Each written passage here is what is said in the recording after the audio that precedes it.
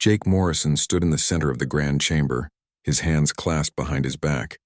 The massive room stretched out before him, filled with beings from across the galaxy. Some had scales, others had fur. Some breathed different gases and floated in special tanks. All of them were staring at him with what he could only describe as uncomfortable silence. The human ambassador had served the Galactic Council for 23 years. He had seen wars end and peace begin. He had watched species learn to work together and build something beautiful among the stars. Today felt different. Today felt like an ending. Counselor Zephlin of the Velthari rose from her crystalline seat. Her blue skin shimmered under the chamber's lights as she opened the scroll in her four-fingered hands. Jake had worked with her for over a decade. They had been friends once. The look in her large black eyes told him that friendship was about to die. "Ambassador Morrison," she began, her voice carrying the formal tone reserved for the most serious announcements. "The Galactic Council has reached a decision regarding humanity's continued membership in this body." Jake said nothing. Behind him, he could feel the tension from his small delegation. Lisa Park, his science officer, shifted slightly in her chair. Colonel Greg Hunter remained perfectly still, but Jake knew the military man was ready for anything. The rest of the human team waited. After careful consideration and lengthy debate, the Council has voted to revoke humanity's membership, effective immediately. The words hung in the air like poison. Jake felt something cold settle in his stomach, but his face showed nothing. 23 years of diplomatic training kept his expression calm and professional. "The reasons," Zephlin continued, "are based on humanity's aggressive tendencies and unpredictable behavior patterns. The Council has determined that humans pose a potential threat to galactic stability." Jake almost smiled at that. Aggressive tendencies. Unpredictable behavior. Those were fancy words for what everyone in this chamber really thought. Humans were too good at war. Humans solved problems too quickly. Humans made the other species nervous. During the Kethvar crisis 3 years ago, human tactics had saved 12 star systems. When the hegemony pirates had terrorized the trade routes, human ships had hunted them down in ways that shocked even veteran Council forces. When the Zephyrian food plague had threatened to kill millions, human scientists had found a cure in 6 weeks. The problem was not that humans were aggressive. The problem was that humans were effective. And effectiveness, Jake had learned, could be more frightening than any weapon. "I see," Jake said quietly. His voice carried clearly through the chamber's acoustics. "And this decision is final?" "It is," Zephlin replied. She would not meet his eyes. Jake looked around the chamber one more time. He saw the Andorian Coalition representatives, who owed their border security to human defense strategies. He saw the Quillen Federation delegates, whose people were eating food grown with human agricultural techniques. He saw species after species that had benefited from human help, human innovation, human blood spilled in their defense. None of them would look at him directly. "Very well," Jake said. He turned to his delegation. "Lisa, Greg, everyone, gather your materials. We're leaving." Lisa Park stood up, her tablet computer clutched tightly in her hands. She had been working on a joint research project with the Velthari Science Academy for 2 years. That work would never be finished now. Greg Hunter rose smoothly, his hand instinctively checking the communication device on his belt. The other members of the human delegation began collecting their belongings with quiet efficiency. Jake walked to the center of the chamber one last time. The hundreds of alien representatives watched him in complete silence. Some looked ashamed. Others looked relieved. A few looked worried, as if they were beginning to understand what they had just done. "Counselor Zephlin," Jake said, his voice carrying to every corner of the massive room, "you have made your position clear. You believe humanity is too dangerous to remain part of this council. You mistake our restraint for weakness. You confuse our cooperation with submission." He paused, letting his words sink in. "Today you will learn the difference." Jake turned and walked toward the chamber's exit. His delegation fell in behind him, their footsteps echoing in the sudden quiet. No one spoke. No one called out to stop them. The great doors of the council chamber closed behind them with a sound like thunder. The human ship waited in the docking bay. It was a simple diplomatic vessel, nothing like the warships that had saved so many council worlds. As they boarded, Greg Hunter activated his secure communication system. "Priority Alpha message to all human commands," he said into the device. "Protocol Omega is now in effect. Repeat, Protocol Omega is now in effect. Lisa Park looked at him with wide eyes. Protocol Omega? Greg, that's exactly what it is, Greg replied grimly. Full withdrawal. Complete isolation. They want us gone? We'll be gone. Jake took his seat as the ship's engines came online. Through the viewport, he could see other vessels in the massive station's docking bays. Ships from a dozen different species, all dependent on the infrastructure that humans had helped build and maintain. As their ship pulled away from Nexus Prime, Jake activated the ship's communication system. His message would reach every human colony, every human ship, every human installation in the galaxy. This is Ambassador Morrison, he said. As of today, humanity is no longer part of the Galactic Council. All human personnel are to return to designated safe zones immediately. All ongoing projects with alien species are to be terminated. All support operations are to cease. He paused, looking out at the stars. The galaxy has made its choice. Now they will live with the consequences. Behind them, Nexus Prime grew smaller in the distance. Ahead lay human space, where emergency protocols were already being activated. Within hours, every human presence in Council territory would simply vanish. The galaxy would get exactly what it had asked for: complete isolation from humanity. They would soon learn that some gifts, once refused, could never be offered again. Captain Ben Carter watched the loading dock through his office window as the last cargo container disappeared into the transport ship. New Terra had been humanity's most productive mining world in Council space. For 15 years, the rare Earth elements pulled from this planet had powered everything from Zephyrian shields to Quillen medical equipment. Now the mine was empty. The equipment was gone. Even the prefabricated buildings had been broken down and packed away. In 3 days, there would be nothing left but empty holes in the ground. Captain, Amy Rodriguez called from her workstation. The chief engineer looked tired. They all looked tired. 3 days of non-stop work had pushed everyone to their limits. The final sweep is complete. All human technology has been removed or destroyed. Ben nodded. Protocol Omega was very specific about that. Nothing that could be studied, copied, or reverse-engineered could be left behind. If the Council wanted humanity gone, they would get their wish completely. What about the Velthari research station? Ben asked. Amy's expression darkened. They've been calling non-stop asking what's happening. Dr. Kellina seems particularly upset about the quantum processor array we installed last month. Ben understood her anger. Dr. Kellna had been Amy's partner on the quantum research project. They had worked together for 3 years, developing technology that could revolutionize space travel. Amy had considered the Velthari scientist a friend. The array has been removed, Amy continued, along with all the data and research notes. As per Protocol Omega, we've also disabled the backup systems we installed in their main computer network. Chris Thompson looked up from his communication console. Captain, I'm getting reports from across the sector. Every human operation is shutting down simultaneously. Mining stations, research facilities, trading posts, everything. Ben walked to the large display screen that showed the sector map. Red dots marked human installations that were going dark. Green dots showed alien facilities that depended on human support. As he watched, several green dots began flashing yellow, indicating system failures. The Andorian defense grid is reporting shield failures along the outer rim, Chris reported. They're requesting immediate technical support. Denied, Ben said without hesitation. All support contracts are terminated. Sir, the Quillen Agricultural Ministry is reporting crop failures on 7 worlds. They're asking for emergency assistance from our farming specialists. Also denied. Chris looked uncomfortable, but he continued reading the incoming messages. The Hegemony Trade Commission wants to know why their cargo schedules have been canceled. The Zephyrian Medical Corps is asking about the replacement parts for their surgical equipment. All denied. Ben interrupted. Effective immediately, humanity has no ongoing relationships with any Council species. We don't trade with them. We don't help them. We don't talk to them. Amy stood up from her workstation. Ben, some of these requests are for humanitarian aid. People are going to die if we don't help. Ben turned to face her. Amy Rodriguez had been his friend for 8 years.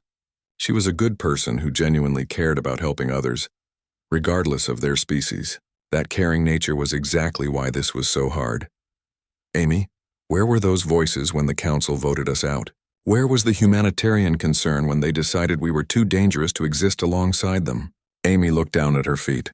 She knew he was right, but that didn't make it easier. Orders are orders, Ben continued, his voice softer now. We have 72 hours to clear council space completely. After that, any human found in their territory will be considered a hostile presence. The next day brought more urgent communications. The Velthari military reported that their early warning systems had gone offline. The systems had been designed and maintained by human technicians for over a decade. Without human support, the complex network of sensors and satellites was failing. Similar reports came from across council space. Food production systems optimized by human scientists began producing smaller yields. Transportation networks managed by human logistics experts started developing scheduling conflicts and delivery delays. Communication arrays upgraded with human technology experienced unexplained malfunctions. On the second day, the first pirate attacks began, the HFY remnant. A group of raiders that humans had been keeping in check for years struck 3 convoys in the outer spiral. Without human patrol ships and their unconventional tactics, council forces responded too slowly and with predictable strategies. The pirates escaped with minimal losses, Captain, Chris announced, his voice tense. I'm receiving a priority transmission from Nexus Prime. It's addressed to all human commanders. Ben nodded. Put it through. Counselor Zeflin's image appeared on the main screen.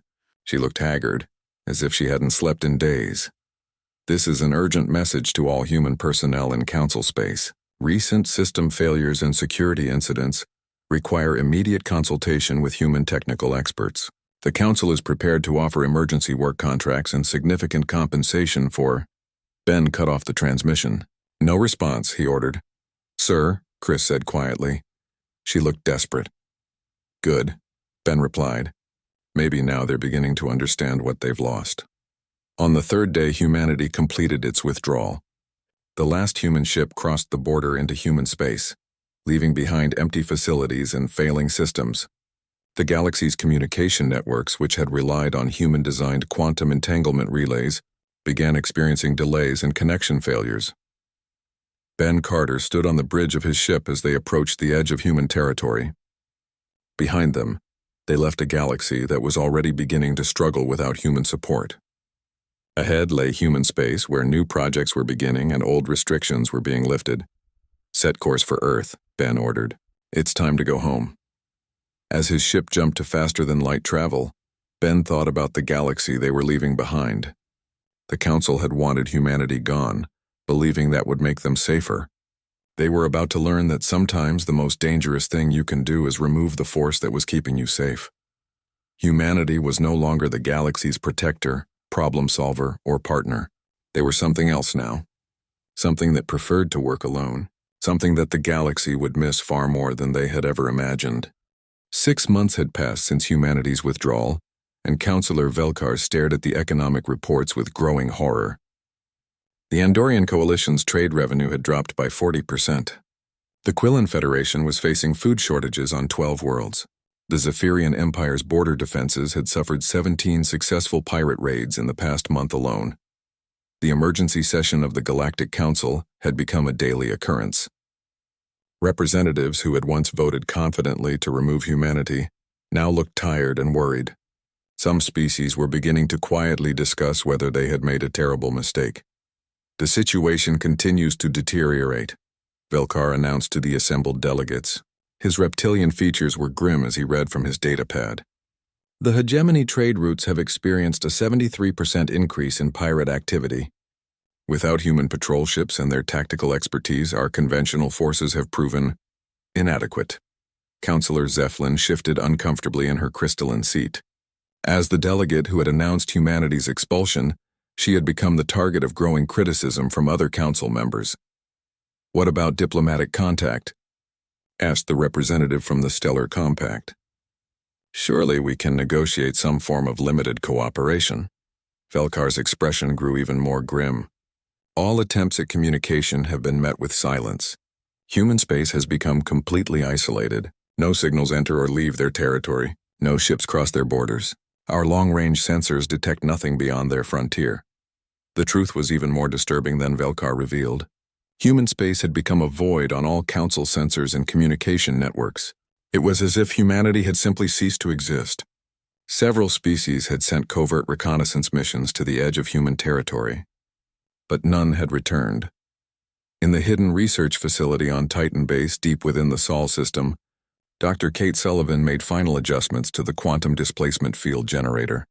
The device hummed with barely contained energy, its crystalline core pulsing with light that seemed to bend reality around it. Phase 3 initialization complete, she announced to the observation deck above. President Alex Crawford watched alongside General Patricia Stone and Science Director Tim Brooks. All three wore the same expression of quiet satisfaction. "How long until full deployment?" Crawford asked. "The network will be fully operational within 48 hours, Kate replied. "Once activated, human space will exist in a quantum pocket dimension. We'll be completely invisible to all forms of conventional detection." General Stone leaned forward. "And our monitoring capabilities?" "Enhanced beyond anything the Council possesses," Tim Brooks answered. "We'll be able to observe every major star system in Council space without them detecting our presence. More importantly, we'll be able to act anywhere in the galaxy within minutes." President Crawford nodded. "And the other projects?" Kate's smile was cold. "Project Prometheus is ready. Project Sword of Damocles is operational. Project Ghost Protocol has been successfully tested on 3 Kethvar scout ships. On the outer edge of Council space, those 3 Kethvar ships had simply vanished without a trace. No wreckage, no energy signatures, no distress signals. They had been there one moment and gone the next, as if they had never existed at all. The Kethvar, ancient enemies of all galactic civilization, had taken notice of humanity's absence. Their raids on Council worlds had increased dramatically as they probed for weaknesses in the galaxy's defenses. Without human military advisors and their unconventional strategies, Council forces found themselves outmaneuvered and overwhelmed by an enemy they thought they understood. The Kethvar assault on the Rigel colonies was a complete disaster, General Stone reported during the daily briefing. Council forces lost 60% of their fleet using standard defensive formations. They're requesting emergency military assistance. "Denied," Crawford replied without hesitation. The Council made their position clear. They don't want human involvement in galactic affairs. "Sir," Tim Brooks interjected, "our intelligence indicates that the Kethvar are planning something significant. Their fleet movements suggest a major offensive is being prepared." Crawford walked to the large display showing the galactic map. Red markers indicated Kethvar activity, which had increased dramatically since humanity's withdrawal. Yellow markers showed Council military positions, which looked increasingly inadequate against the growing threat. "Let them come," Crawford said quietly. "The Council wanted to handle galactic security without us. Let's see how they manage." Back on Nexus Prime, the emergency sessions had become increasingly desperate. The latest intelligence reports painted a picture of impending catastrophe. The Kethvar were massing their forces for what appeared to be the largest offensive in galactic history. "We need human military expertise," declared the representative from the Outer Rim Coalition. "Our conventional tactics are useless against Kethvar assault patterns." "The humans refuse all communication," Counselor Zeflin replied, her voice strained. "We've tried every diplomatic channel, every emergency protocol. They simply don't respond." "Then we send a formal delegation," suggested Velkar. "A direct apology and plea for assistance. Surely they won't ignore a proper diplomatic mission." The delegation was assembled within days.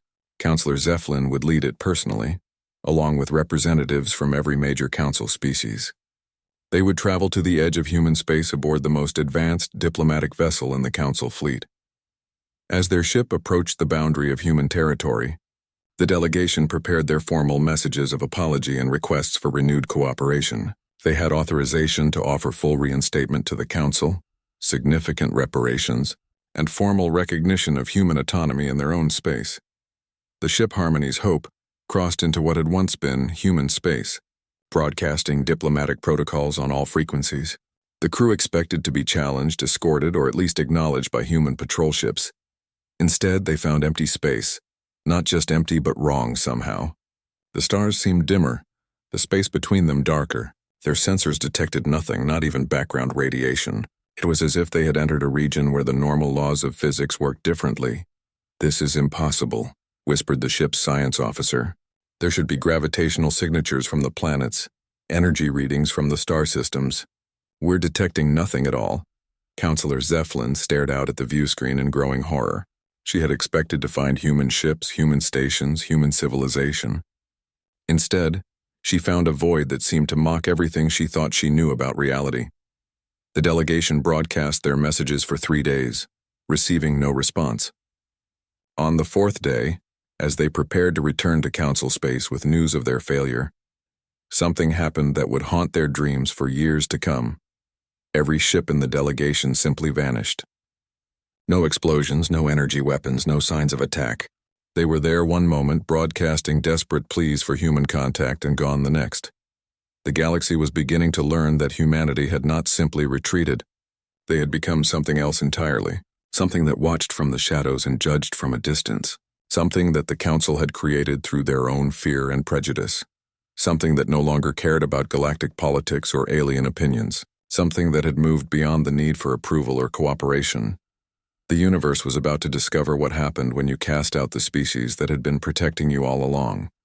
2 years had passed since humanity vanished from the galaxy, and the universe was dying. Admiral Carol Martinez stood before the holographic display in the war room deep beneath Earth's surface. The 3-dimensional map showed the galaxy in real time, painted in colors that told a story of collapse and chaos. Red zones marked areas under HFY control. Orange sections indicated regions where pirate factions ran wild. Yellow dots showed alien civilizations on the brink of extinction. "Status report, Commander," she ordered. Commander Steve Phillips stepped forward, his expression grim. "The HFY have consumed 6 star systems in the past month. The hegemony border worlds have fallen completely. The Quillen Federation has lost 40% of their territory." Carol nodded, unsurprised. The aliens had learned too late what humanity had been protecting them from. The HFY were not just another hostile species. They were a force of nature, a plague that consumed entire civilizations and left nothing but empty space behind. "Council forces?" she asked. "Completely overwhelmed," Steve replied. "They're using the same predictable tactics they've relied on for centuries. Formation flying, energy barriers, direct assault patterns. Against human opponents, those strategies might work. Against the HFY, they're useless." Carol walked around the holographic display, studying the patterns of destruction. The HFY moved like a living organism, flowing around strong points and consuming weakness wherever they found it. Conventional military thinking could not cope with an enemy that treated war like evolution in action. "What about civilian populations?" she asked. Steve's jaw tightened. "The Zephyrian core worlds are accepting refugees, but they're running out of space and resources. The Velthari have closed their borders entirely. The Andorian coalition is in full retreat toward the galactic center. Estimated time until total collapse?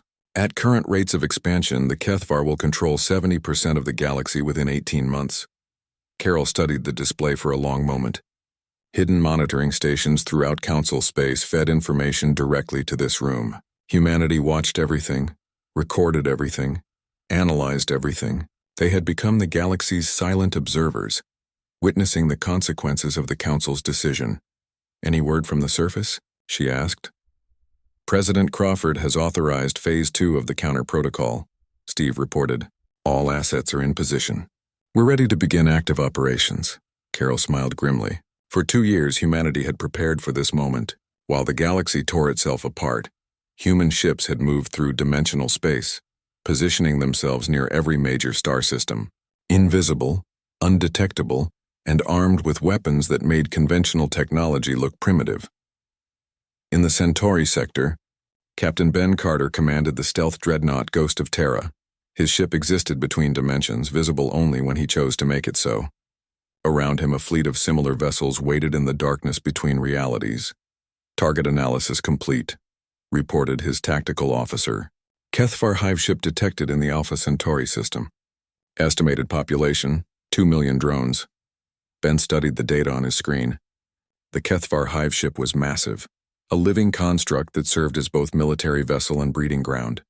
It had consumed 3 human colonies before humanity's withdrawal, turning thriving worlds into empty husks.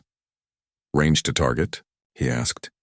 "Dimensional shift will place us within optimal firing distance in 30 seconds. Ben activated his communication system. "All ships, this is Ghost Actual. Prepare for dimensional translation. Target is confirmed hostile. Rules of engagement are weapons-free. The fleet began to shift between realities, sliding from the dimensional pocket where they had waited into normal space. To outside observers, they would appear to materialize from nothing, emerging from empty space like manifestations of death itself. On Nexus Prime, the emergency session of the Galactic Council had become a permanent crisis meeting. Representatives who had once debated trade policies and cultural exchanges now discussed survival strategies and evacuation procedures. "The Outer Rim is lost," announced Councillor Velkar, his reptilian features showing exhaustion and despair. "The last defense fleet was eliminated 6 hours ago. The Kethvar are advancing on the middle colonies." Councillor Zeflin, who had aged visibly in the past 2 years, stood slowly. "What about the human question?" The chamber fell silent. The human question had become the unspoken terror that haunted every council session. Everyone knew that humanity still existed somewhere beyond the reach of conventional detection. Everyone understood that humans possessed the military capability to stop the Kethvar advance. Everyone also knew that humanity had no reason to help the species that had cast them out. "Our most recent delegation disappeared like all the others," Velkar replied. 17 ships vanished without a trace at the edge of human space. "We don't even know if they're alive or dead. What about unconditional surrender?" suggested the representative from the Stellar Compact. "Full admission of guilt, complete reparations, formal recognition of human superiority?" "To whom?" Zeflin asked bitterly. "We can't even find them to surrender to." In Earth's war room, Admiral Martinez received the first reports from Captain Carter's fleet. The Kethvar hive ship in the Alpha Centauri system had been completely destroyed, not damaged, not disabled, but eliminated so thoroughly that not a single molecule remained to indicate it had ever existed. "Quantum dissolution successful," Steve Phillips reported. "The target has been removed from spacetime entirely. No debris, no energy signature, no trace remains." Carol nodded. Quantum dissolution was humanity's answer to the Kethvar threat. The alien drones could regenerate from the smallest fragment, could adapt to any conventional weapon, could evolve countermeasures to any defense, but they could not adapt to complete removal from reality itself. "Next target?" she asked. "Kethvar assault fleet approaching the Rigel colonies. Estimated strength, 40 vessels. Deploy Task Force Prometheus. Full sterilization protocol." Across the galaxy, human ships began emerging from dimensional space near every major Kethvar concentration. They struck without warning, without mercy, and without leaving evidence of their presence. Entire Kethvar fleets simply ceased to exist, removed from reality as if they had never been born. The few council observers who witnessed these attacks reported impossible things. Ships that appeared from nowhere, weapons that left no energy signatures, enemies that vanished so completely that even their quantum footprints were erased. Within 72 hours, the Kethvar threat that had terrorized the galaxy for millennia was reduced to scattered remnants hiding in the deepest reaches of space. The ancient enemy that had consumed civilizations and devoured star systems found themselves being hunted by predators they could not see, could not fight, and could not understand. On the third day, a single human ship appeared above Nexus Prime. It hung in space like a dark monument, visible to every sensor in the system, but impervious to all attempts at communication or analysis. From that ship, a message was broadcast to every inhabited world in Council space. The voice belonged to Dr. Lisa Park, now bearing the title of Human Representative. "The Kethvar threat has been neutralized," she announced. "Consider this humanity's final gift to the galaxy.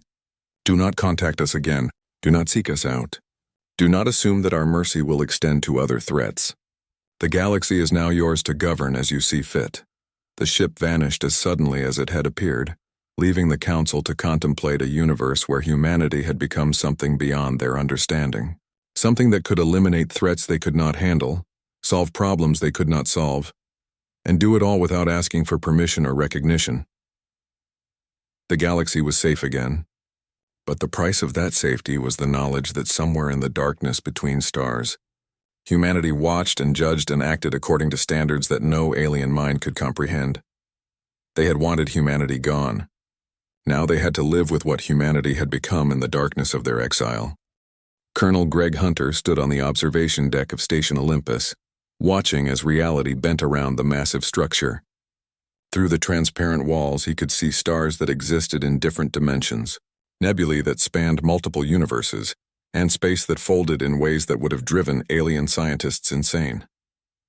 Station Olympus was humanity's greatest achievement, a construct that existed in 17 different dimensions simultaneously. From here, they could observe and influence events across infinite variations of reality.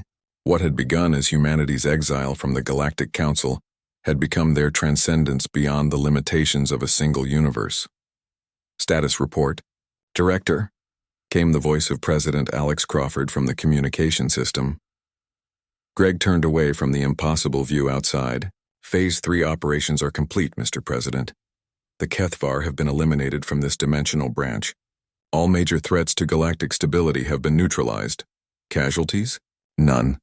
Our forces operated entirely outside conventional space-time. Council species are reporting the sudden disappearance of hostile forces, but no evidence of human involvement. Crawford's image appeared on the main display screen.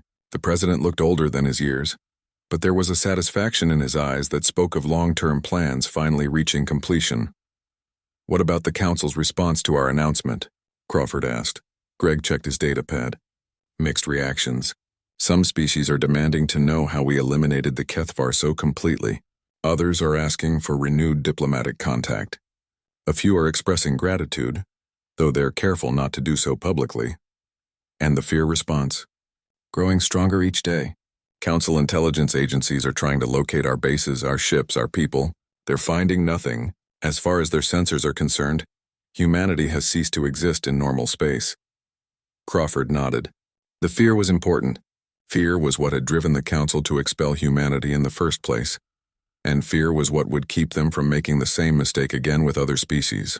The galaxy needed to understand that some powers were too dangerous to antagonize. Dr. Kate Sullivan joined the conversation from her laboratory on level 7.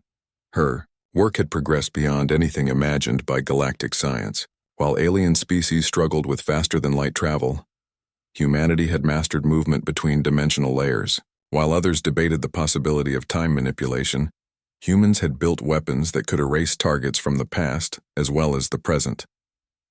Kate, how are the expansion preparations proceeding? Crawford asked. Remarkably well, she replied, her eyes bright with excitement. We've identified 17 parallel universes where humanity exists, but has not yet achieved dimensional transcendence. Contact protocols are being developed for gradual integration. Greg raised an eyebrow. Integration? Kate smiled. Think of it as a family reunion on a universal scale. We're going to help alternate versions of humanity achieve what we've achieved. Within a century, there could be hundreds of human civilizations operating across multiple dimensional layers.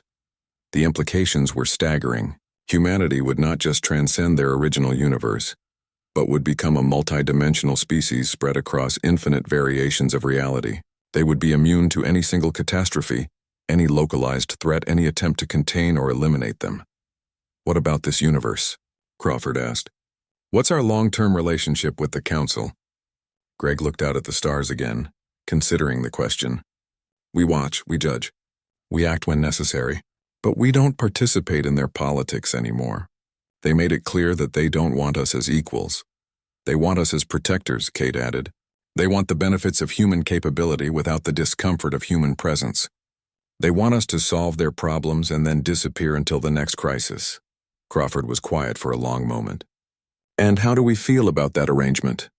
Greg turned back to the communication screen. Honestly, Mr. President, we're beyond caring what they want. The galaxy is a small local concern now. We have bigger things to think about. On the bridge of the Ghost of Terra, Captain Ben Carter received new orders from Earth Command.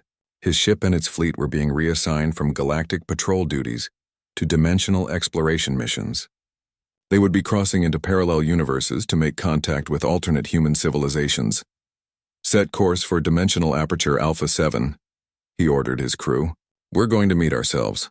Amy Rodriguez, now serving as his chief dimensional engineer, activated the translation systems. Aperture opening in 30 seconds. Destination universe shows a 97% similarity to our own, with a divergence point approximately 2,000 years ago. Ben watched as space twisted around his ship, reality bending to accommodate their passage between universes. Through the dimensional viewer, he could see another Earth, another human civilization, another version of the species that had been cast out from the Galactic Council. "Contact established," reported Chris Thompson from the communication station. They're asking how we managed to travel between dimensions." Ben smiled. "Tell them we'll explain everything. Tell them they're not alone anymore."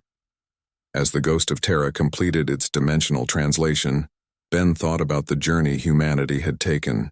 They had begun as one species among many, seeking acceptance and cooperation from alien civilizations. They had been rejected, feared, and cast out for being too successful, too capable, too dangerous. That rejection had forced them to evolve beyond the limitations that had constrained them. No longer bound by the need for alien approval, humanity had developed capabilities that made their former concerns seem trivial. They had become something that existed beyond the reach of conventional understanding, beyond the ability of any single universe to contain. Back on Earth, President Crawford stood in his office looking out at the night sky.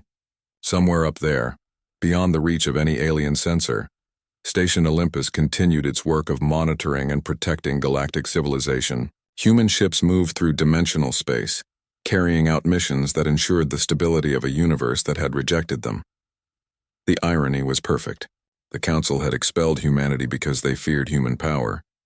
That expulsion had freed humanity to develop power beyond anything the Council could have imagined. In trying to make themselves safer, the alien species had created their ultimate protectors. Protectors who no longer needed permission, approval, or recognition. Protectors who operated by their own moral code and answered to no authority except their own judgment. Protectors who could eliminate any threat, solve any crisis, and do it all while remaining invisible to those they protected. The day humans retreated from the Galactic Council had indeed been the day the universe learned fear.